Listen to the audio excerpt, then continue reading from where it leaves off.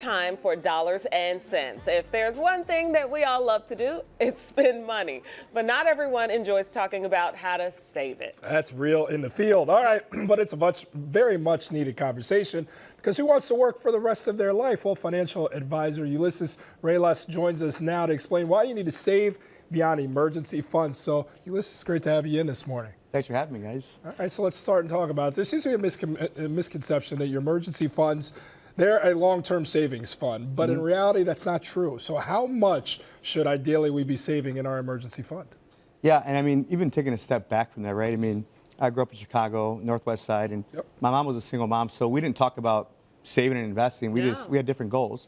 And I went to school at DePaul, and I graduated in finance, but when I had my first job, I'm like, am I picking the right benefits? My 401k the right thing? And am I saving enough? And just talking to my friends is just such an intimate topic to talk about that I just was nervous to talk about. So what we'll chat about is really kind of coming up with a good game plan for you guys to really understand how much do I need in my emergency funds and what else should I be doing, right? So as a good rule of thumb, we want to make sure that we have about 6 months of our living expenses in the bank at all times. So I love this image here because it helps really map out exactly what we should be doing at all times. So if you think about it, you know, every month I'm spending money on my mortgage or rent, going out, my fund money, everything I need to do. You want to have that times 6, right? So let's just say you're spending as a household about $5,000 a month. That times 6 is 30 grand what we need in the bank. But once that cup is kind of filled, we don't want to keep adding more money into there. Okay. Because every year life just gets more expensive. Gas prices go up, life gets more expensive. So you want your cash to start growing because of inflation. So we start to lose value in that cup. So now you kind of graduate and start saying, what else do I do?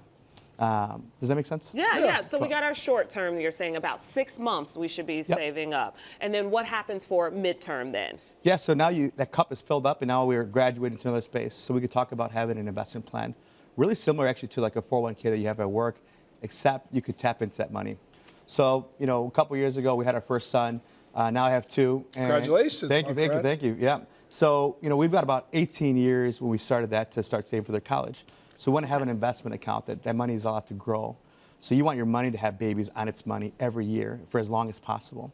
So if your money's earning interest through a mutual fund, it's kind of like stocks and bonds, kind of think of it, right? So once we have our 6 months, then how much goes into is there a the percentage midterm? per somebody's income that they should be saving away as you talk about that short term and as you talk about that midterm? What's a percentage? What he said. Yep. So I need to know this stuff. Yeah, I seriously. got you. We'll talk afterwards. But as a good rule of thumb, we should be saving 20%. Okay. General savings, right? 10% for retirement and about 5% into that midterm bucket. Okay. So if we're making 100 grand as an example, about $5,000 a year should go into that investment account.